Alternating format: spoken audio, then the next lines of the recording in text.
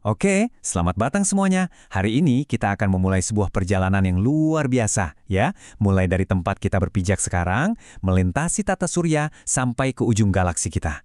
Yuk, kita mulai petualangan kosmik ini. Pernah nggak sih Anda merasa lagi diam saja, nggak ngapa-ngapain? Nah, percaya atau enggak, saat itu juga kita semua sebenarnya lagi melesat di angkasa dengan kecepatan yang nggak kebayang. Gerakan bumi itu saking mulus dan konstannya, kita jadi nggak merasakannya. Tapi percayalah, kita ini nggak pernah benar-benar diam. Oke, perjalanan kosmik kita ini kita mulai dari rumah ya. Kita pahami dulu gerakan paling dasar dari planet kita sendiri, tarian hariannya. Nah, gerakan pertama ini namanya rotasi. Gampangnya, bayangin aja bumi itu kayak gasing raksasa yang nggak berhenti berputar pada poros hayalnya, dari kutub utara ke kutub selatan. Dan ini nih yang menarik, satu putaran penuh itu ternyata nggak pas 24 jam loh. Tepatnya, bumi butuh waktu 23 jam dan 56 menit untuk menyelesaikan satu rotasi. Sebuah periode yang, ya, kita kenal sebagai satu hari.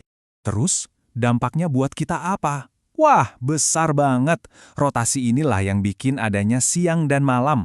Ini juga yang ngebagi dunia jadi 24 zona waktu dan bikin matahari seolah-olah terbit di timur dan terbenam di barat.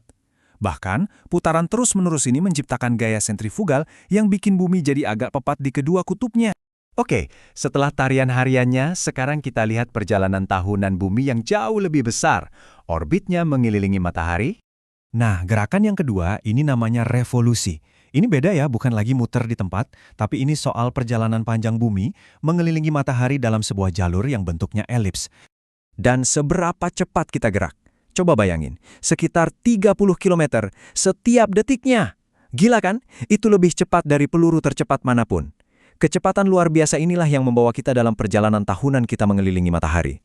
Oke, biar makin jelas bedanya, kita lihat perbandingannya ya. Jadi rotasi itu putaran harian bumi di porosnya, yang efek utamanya ya siang dan malam.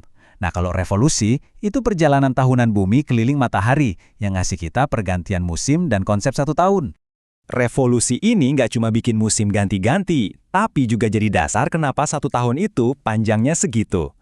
Dan karena orbitnya itu butuh 365 hari, makanya kan kita perlu nambahin satu hari setiap 4 tahun, yang kita kenal sebagai tahun kabisat.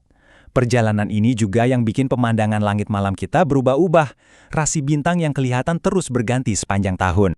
Oke, kita udah paham gerakan bumi. Sekarang, ayo kita zoom out sedikit, kita kenalan sama tetangga-tetangga kosmik kita, mulai dari pusatnya. Nah, ini dia matahari, bintang kita. Sebuah bola gas panas raksasa yang gravitasinya super kuat. Saking kuatnya, dia bisa nahan semua planet, termasuk bumi, buat tetap ada di jalurnya. Dan seberapa panas sih intinya? Siap-siap ya, 15 juta derajat Celcius. Luar biasa panas, tapi ya dari situlah semua energi yang menghidupi planet kita ini datang. Dan inilah dia potret keluarga besar kita. Matahari ada di tengah, ditemenin sama 8 planet yang setia mengorbitnya, masing-masing punya keunikan sendiri-sendiri. Tata surya kita ini ternyata rapi loh. Ada pembagian yang jelas banget.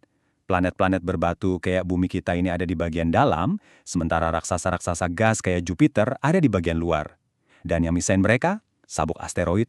Tentu aja, isinya bukan cuma planet doang.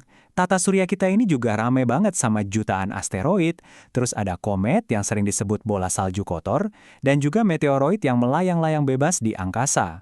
Nah, sekarang pegangan. Kita bakal lompat lebih jauh lagi. Dari planet kita, ngelewatin tata surya, dan sekarang kita menuju rumah kita yang sebenarnya di alam semesta. Coba dibayangin, semua yang tadi kita lihat, bumi, matahari, semua planet, itu semua cuma setitik debu kecil di dalam galaksi kita, Bima Sakti, sebuah struktur spiral raksasa yang jadi rumah buat miliaran bintang lain. Setelah perjalanan yang bikin takjub ini, mungkin Anda mikir, terus apa untungnya buat kita di sini? Nah, jawabannya itu ada di sekitar kita loh. Yuk, kita balik lagi ke bumi dan lihat gimana penjelajahan antariksa itu ternyata ngubah hidup kita banget. Percaya nggak, teknologi antariksa itu ada di kantong Anda sekarang. Kamera HP Anda itu hasil pengembangan teleskop luar angkasa. GPS yang jadi andalan kita buat nunjukin jalan, itu kerjanya jaringan satelit. Bahkan banyak banget teknologi nirkabel yang kita pakai tiap hari, itu lahirnya dari kebutuhan misi keluar angkasa. Dampaknya bahkan sampai ke dunia kesehatan. Alat pacu jantung itu diadaptasi dari teknologi buat mantau kondisi astronot. Lensa kacamata yang anti gores, idenya dari pelindung helm astronot. Bahkan, beberapa kemajuan penting dalam pengobatan kanker itu akarnya dari riset yang dilakuin di luar angkasa. Dan daftarnya masih panjang banget. Sistem pemurnian air super canggih yang bikin astronot bisa minum air bersih sekarang dipakai di seluruh dunia. Material-material ringan tapi kuat buat roket, sekarang dipakai di mobil listrik dan pesawat modern. Jadi, inovasi buat luar angkasa ternyata baliknya buat bumi juga. Jadi, perjalanan kosmik ini ternyata nggak cuma ngebuka wawasan kita soal betapa luasnya alam semesta, tapi juga secara nyata bikin hidup kita di bumi jadi lebih baik. Ini bukti bahwa dengan melihat ke bintang-bintang, kita justru nemuin solusi buat planet kita sendiri. Pertanyaannya sekarang bukan lagi kalau, tapi kapan, bintang mana ya yang bakal kita kunjungi berikutnya?